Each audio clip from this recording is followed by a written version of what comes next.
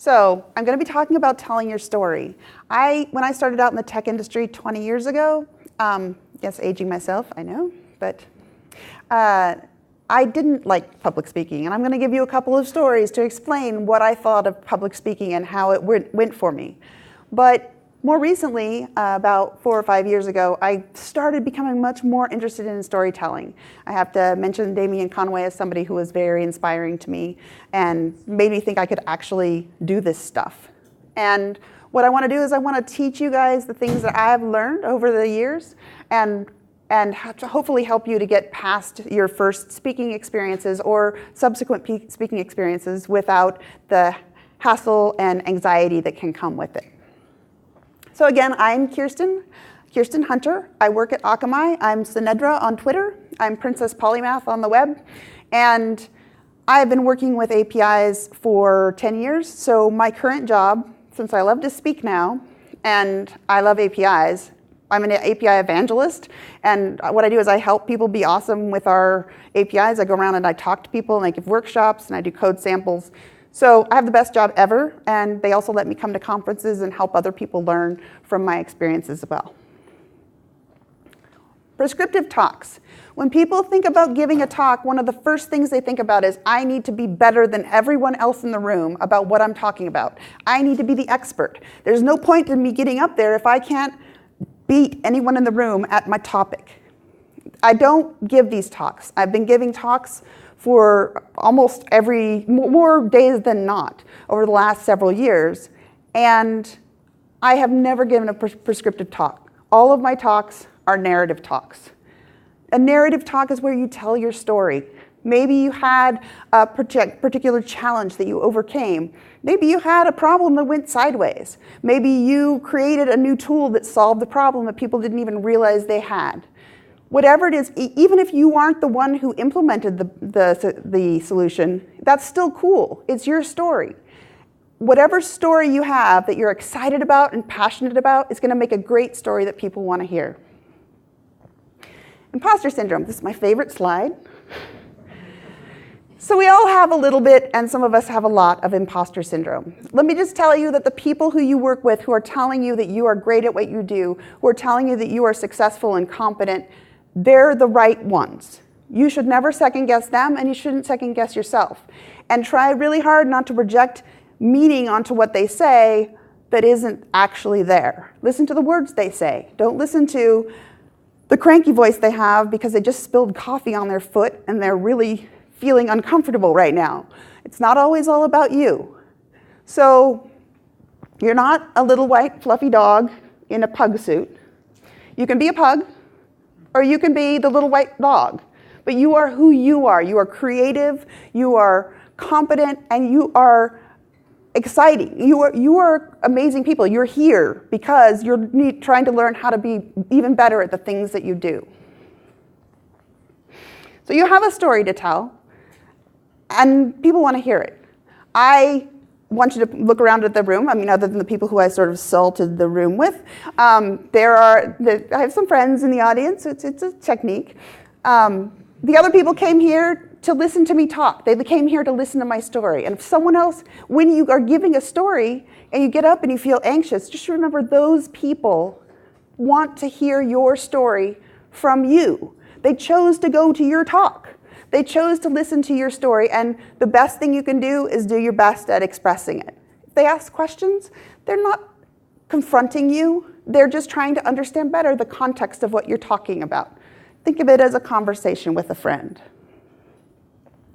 All right, so here's my first talk story, and we can all laugh at my 1996 self. So in 1995, I worked for Silicon Graphics. Mosaic was the big browser then.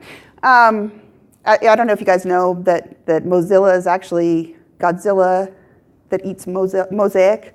So they were designed to kill Mosaic, which they did, so it's all good.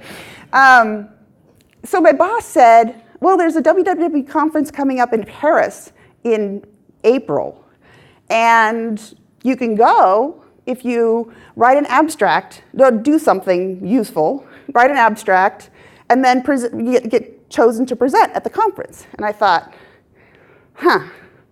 Okay, well, I'll make a thing. So I made a thing. It was this little navigator thing. I called it Nifty Nav, and it let you sort of browse the tree structure of a website in a way that was really fantastic in 1995. It's kind of boring now, but just stick with me. So I used my liberal arts education to make this lovely, lovely abstract, which I submitted to the conference, assured in myself that there was no way they would accept it, but maybe my boss would take pity on me for having done this and send me anyways. So I'm hoping that I get to go to Paris and not talk. No, they accepted my talk. Okay. So my mouth went dry, my hands started to sweat, my heart was beating really fast, I had no idea what to do. So I made my slides, I rehearsed in front of a mirror, which didn't go really well for me. It's just not a good technique for me. And I rehearsed with my friends, and I rehearsed and rehearsed until I had my script down so well that I could do it in my sleep. And then I arrived in this room with 200 Europeans, and there's a couple things that I didn't think about before I set up my thing, which was these people, probably many of them, English isn't their first language. I should probably speak slowly.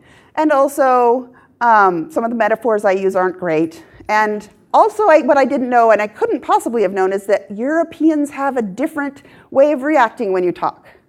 Like the corner of the mouth goes up a little bit when they're happy. Their eyebrows kind of go down a little bit when they're sad. Like Americans are like, woo! Huh. What?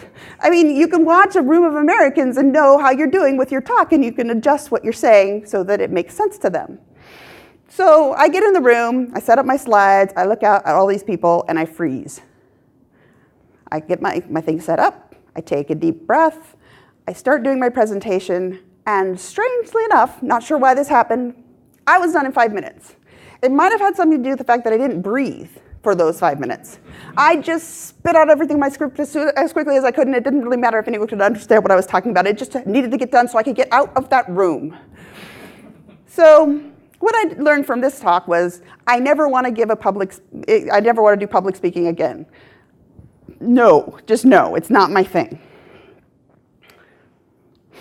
So I'm going to talk about a few different sections of presentations that are useful to think about, and I'm going to tell you what works for me, and it might give you some insight into what might work for you.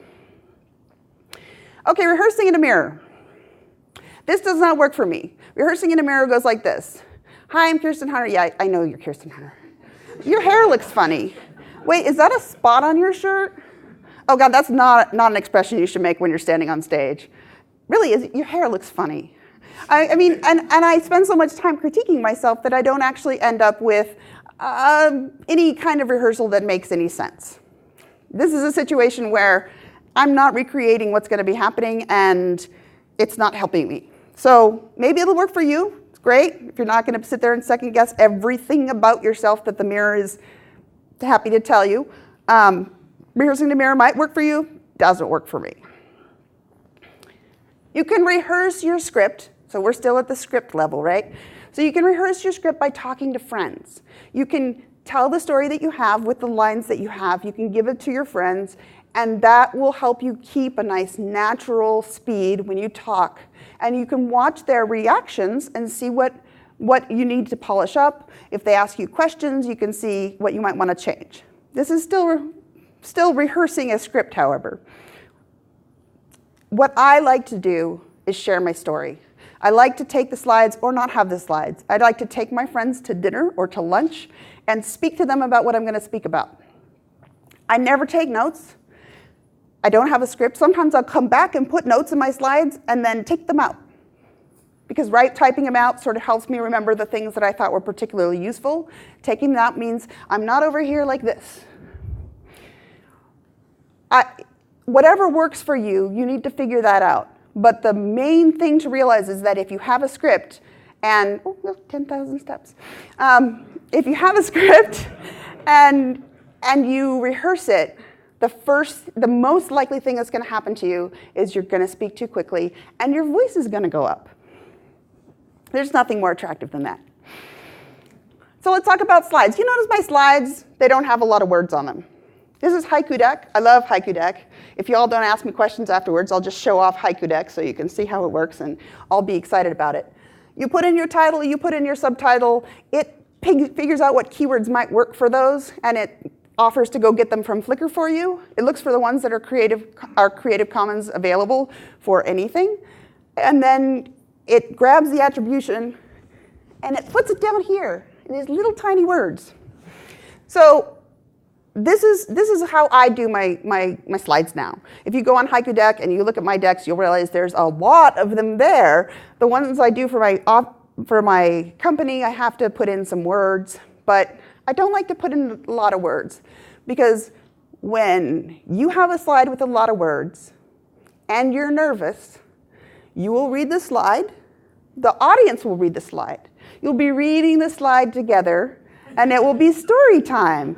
And story time is followed closely by nap time. So try really hard to avoid having your people with the napping or with the eyes glazing over and the look of the zombie. This is how you keep people paying attention to you. That you want them to listen to you, not look at your slides. Your slides should be backing up your story. Pictures evoke visceral reactions. Pictures tell a story. When I show you a picture, you have an emotional response to it, and it helps you to come along with me on the story that I'm telling you. So, not always laughing. Sometimes it's sad. Sometimes it's cute, like the cat and the pugs. But just think about what you're trying to describe and how it feels to you. Help your audience get there by picking appropriate pictures. How many slides? Okay, so normally I'm like at the 1 minute per slide, and that works out pretty well because I like to talk, I don't have a need to like rush through my slides. Today I have 54 slides, and that's not because I'm going to try to punish you all for coming to my talk by being over time. It's because I have a series of slides coming up that are going to go very quickly, and so I counted them as quarter slides. And so we should end up about 10 minutes early, we'll hope, so that you guys can ask questions. And also at the end, what I was thinking of doing was having you guys tell me what stories it is that you would like to tell, and we can ask the audience, hey, would they like to hear that? This is a safe place. Everyone here is here because they want to learn how to speak confidently and without any issues. So let's give you guys a chance to ask the people who are sitting around you. They're all nice people. I'm looking at them. There's no axe murderers here, pretty sure.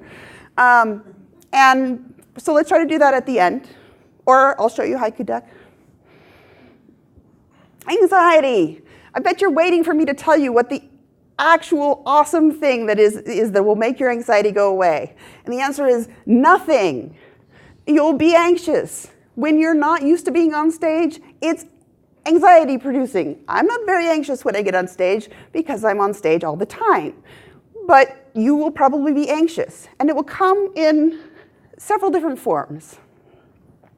This is my nemesis. I call him the robot chipmunk.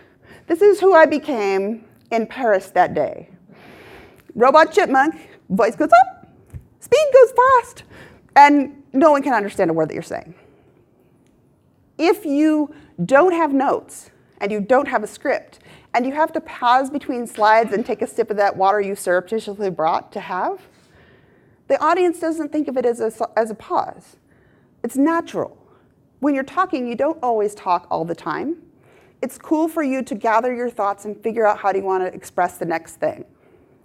And when you're connecting with the audience, it's better to do that afresh each time. So it's not a race. It's also not a play. Forgetting your lines should not be a problem. Because I'm telling you, you need to tell your story a bunch of different ways. Figure out which way works for you, and plan on telling that. And whatever comes out when you stand up on stage, that's the right thing. Never second guess yourself. You know what your story was. If you don't hit something that you wanted to hit on a particular slide, throw it in on a later slide. Like I was going to do that Q&A thing during the introduction slide, but I forgot, so I sort of slipped it in later. None of you knew that. Now you do, but you didn't know that then. But I will say you should memorize, now that I'm saying that I didn't memorize the first two slides, you should memorize the first two slides. You have one slide that's about your presentation. That's not going to change a lot. There's another slide that's probably about you. And both of these slides have the ability to be either half a minute, or 20 minutes. You could talk about yourself for hours, but probably that's not in the right vein for what you're trying to do. So figure out which points you want to hit, maybe hit a couple other ones.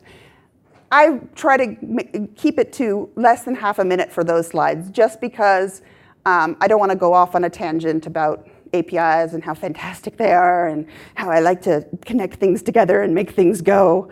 You're not interested in that. You're here to hear me talking about talking.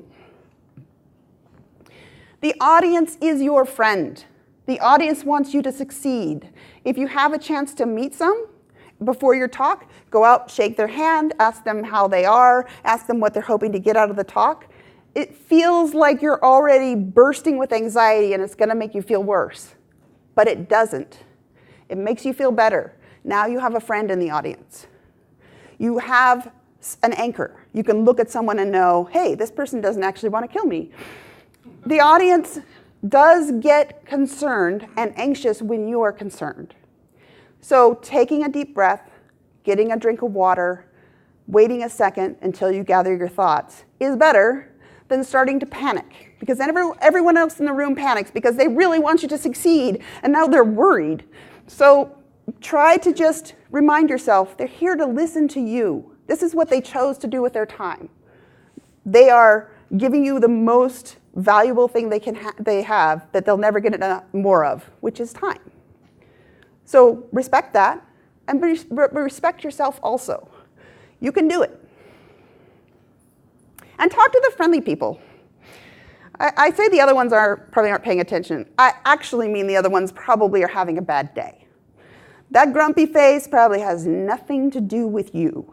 They're probably not scowling at your pretty cat picture. They're scowling because they're having a horrible day. Work just called. They have this thing that's broken and they have to fix it, but they can't get a hold of the people until tomorrow. And it's not about you. They're probably trying to still get some value out of their day, but don't talk to them.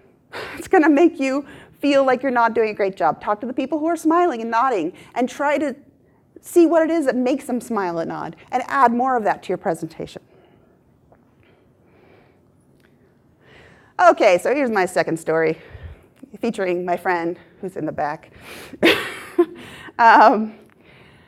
I was at YAPC, which is yet another Perl conference, hence the lovely picture of camels. Now, this actually was a problem for me with Haiku Deck. There are so many pretty pictures of camels. I had to find one, pick one. It was really challenging.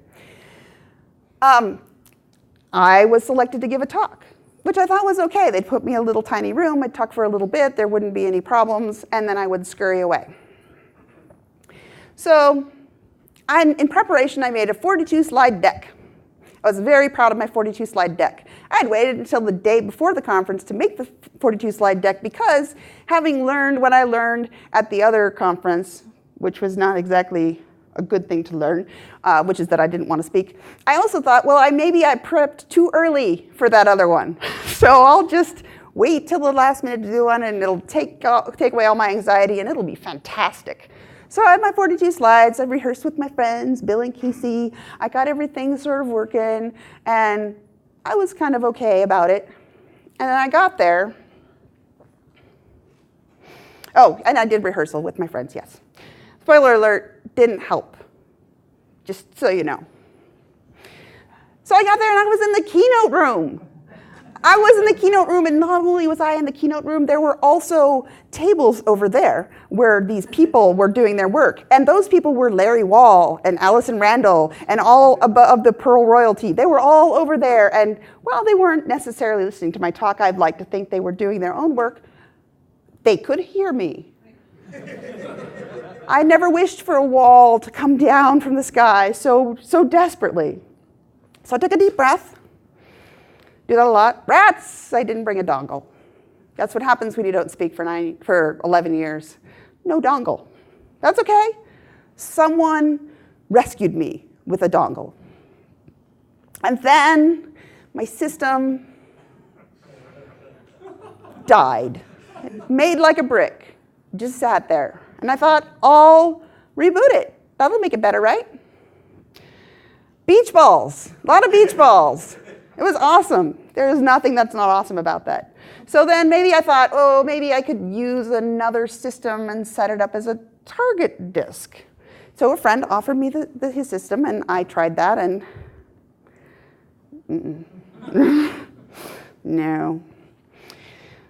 So I thought I'd try another system, and just I would give up on my 42 slides that I had slaved so much over the day before, and I would simply give a presentation. This was on a website that I'd created with an API backend on top of the wiki that our company made. So it was sort of like, how to make a 0.9 website out of a wiki.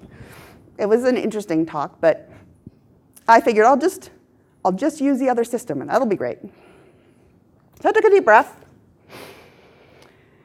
And my friend Casey had his touchpad set to iPhone mode. This is before the iPhone came out, right, in 2007, but you could set your computer to only use the gestures from the iPhone, which I didn't know. So I asked for a USB mouse. And another good Samaritan came to the rescue. Now half my tech is other people's, all my tech is other people. I don't even have any of my stuff up here anymore. And I bet you're just dying to know what happened, right? No network!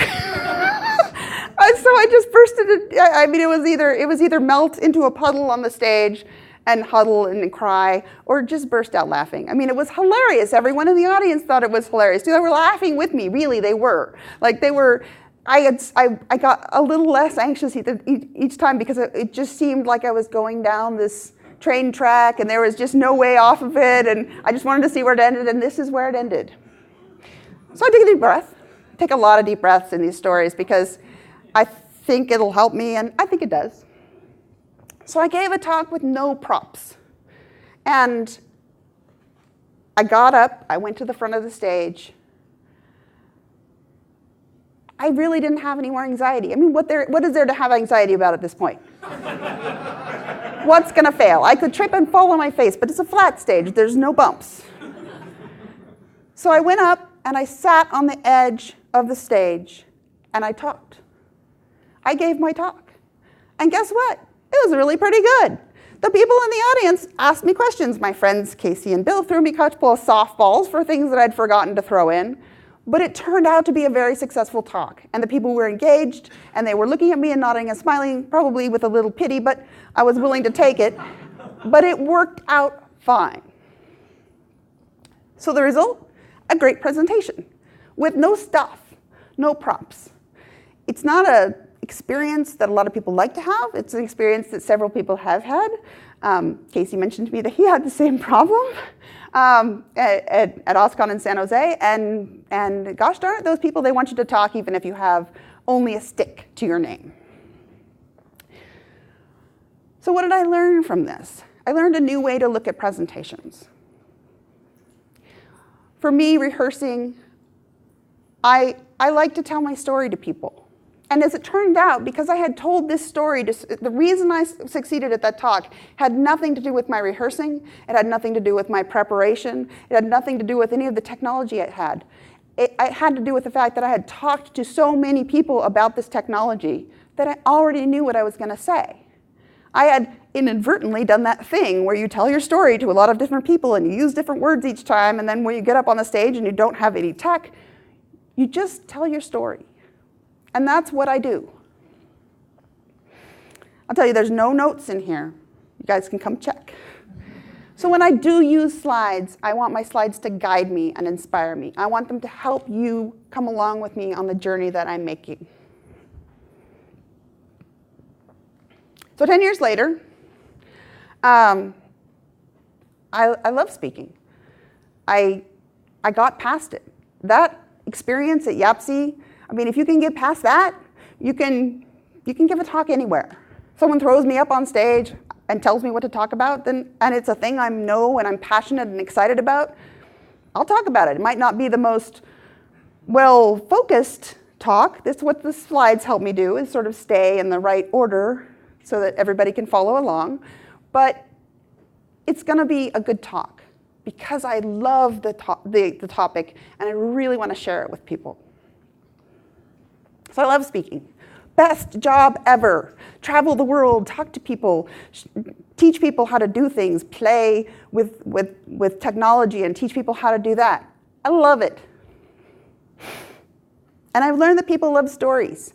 People come back to me and they say, remember when you did that one thing that inspired me to create something to connect two other things together and solve the problem that we had. I love the perspective that you shared. It gave me a different way to look at this problem that we were having. And I always think of my talks as a conversation. I usually, but I didn't because I forgot, invite people to throw questions at me in the middle of my talk. I want you to ask me questions if you have them. I want to answer your questions because I want you to get the context of what I'm talking about. And if there's something that sort of seems off to you or you have a question about, I shouldn't make you wait until the end. That's kind of rude. So I try not to do that.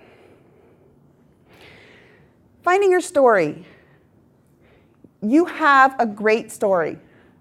People want to hear it. And you just need to look at the things that you're passionate about, that you love. You can talk about your successes and your challenges. You can talk about your ideas that you haven't implemented, but you think are cool, that would solve a problem. You can talk about whatever excites you. When you are having a conversation with your friend at a party, you will probably talk to them about things that you're excited about or things that you're hoping to do. Take note of those things where you feel yourself just filled with energy, just really wanting to share this piece of information with your friend. Think about that when you're trying to think about things that you might want to talk about. Find your passion. Your story is there. So now, I'm going to ask you guys, does anybody have a story that they'd like to tell that they want to share with the class? Yes? I spent a lot of time as a stutterer, but past 2 years I did an Ignite talk, and it's been marvelous, but I didn't quite do what you did. I just practiced until I felt like I got it right, and every time it's like riding a roller coaster, which scares the heck out of me. Oh, yeah. But at the end, you get a huge adrenaline rush, because see, when I say I'm done, they're all going to clap. It's going to be awesome. Does anybody else have any questions for me about the presentation? No, I'm going to show you Haiku Deck, I swear. Do you want to see Haiku Deck? Yes? Yes. So a lot of what we do is very technical. Mm-hmm. So how do we find the balance between the story and those prescriptive details that the audience... I had a problem. I wanted to solve it. I did these things. I tried these other things. They didn't work. Right? I did this thing. But then when somebody asks you a question about why didn't you do this or why didn't you try that, you can either say, well, that's a really great idea. I didn't even think of it. Let me know if you try it and it works out for you. Or you can say, our IT is so locked down that was not even a possibility for me. But I thought about it, and I went to IT and they smacked me. So, I mean, but that's really, I do a lot of technical talks, but I always approach them from a story of this was the problem, this was what was going wrong, this is what I did to solve it, and here's what I learned from it. And any technical talk can go that way. And most of my slides when I do talk for my work have code all over them. And then I do hands-on workshops where people just get to do stuff, which is fun. All right, anybody else? Yes? So I got this point where you say you find your passion and share it passionately with people to form a story. So I had a similar experience.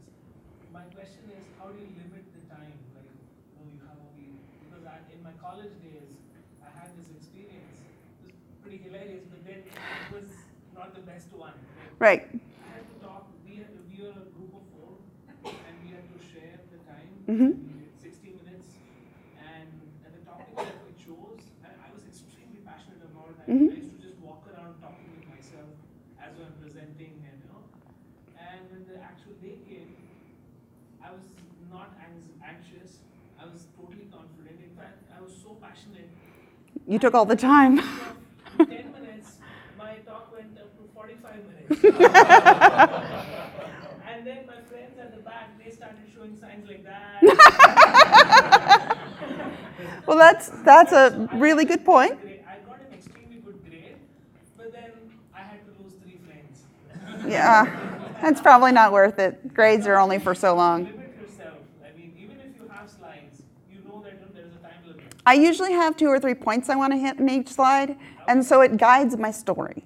Okay. So when I'm talking to myself about it, I actually took out 3 slides today because I was sort of wandering through it with my brain, and I was like, yeah, that's not a need. That just sort of hiccups right there. It's not going to work out.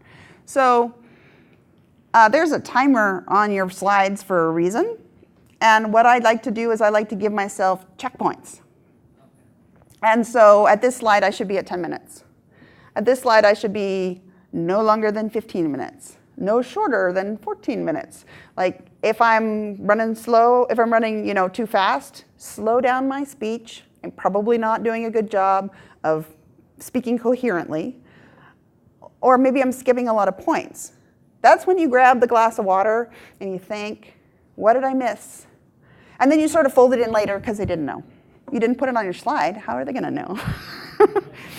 So that's really what I do, and that is just practice. I could do this presentation. I aimed for a half an hour. I basically hit in a half an hour, so I'm pleased with that. But I can feel how much time goes by when I'm talking, and I generally want to get to the talking to the audience part before the time runs out. And also, we're at the last talk of the day, so if you guys are like restless to go, I could let you flee.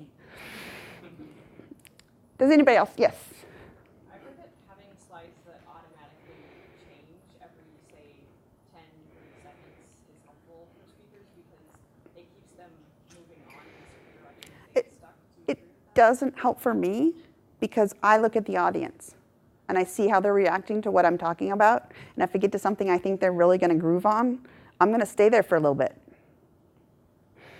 I'm telling a story. And when you tell a story, you react to the body language and the facial recognition, the features. Yes? How do you deal with the Europeans now? I recognize that little lip quirk is a smile, and that's an ecstatic person. And when their brows furrow a little bit, that's an unhappy person. That's a grumpy person. What is it on slide? Oh, they're with you. That is excellent, because they set stone cold, no movement if they're just like, oh, this is exactly what I expected. And that's actually fine for them. Like that doesn't mean you're doing a bad job. You're just doing exactly the job they expected you to do. So yeah, that's how I deal with those. Japan, very similar to that. And in Europe, there are different people. The Londoners are the really, really stoic ones. I did a workshop once where I was teaching people how to make a little API server and deploy it to the cloud. And we got to that part before lunch. And they were all sitting there. And I said, did anybody have any problems? No. Do you need anything else? Are you finished? Yeah. Can I do anything else? I'm just resting on my laurels because I deployed an API to the cloud. Oh, that's your ecstatic voice. That's your happy face. Okay, that's cool. I got it now. I'm understanding. So it takes a little while to learn different audiences. And when you can't read the audience, all you can do is try to tell the best story you can, as if you were telling it to someone new that you'd met. And you don't know what their body language means, what their facial expressions mean. And try to tell the story that you want to tell. If your audience won't help you, then just do what you want to do. You got the space. It's all yours. So, I was going to show you haiku deck. I kept threatening.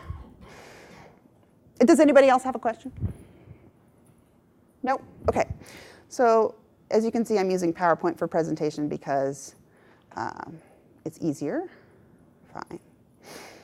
But Haiku Deck, that's the Mozilla. I was looking up the history. So I could make sure it was the Godzilla mosaic thing. So when you go to Haiku Deck, what it does, I'm just going to show you the web version. The best one is the iPad, though. I love the iPad version because I can have my iPad out and do work, and nothing else will interrupt me. I don't have to worry about other apps coming in and other people sending me email. I can just sit there and look at my iPad. This is fantastic for me. I'm sort of, let's see, create a new deck. So let's go with talking to Europeans. Wondering what? I have no idea what this is going to do. I should have tested it before I told you guys. But so I'm going to go over to the picture thing here, and I'm going to go with wondering.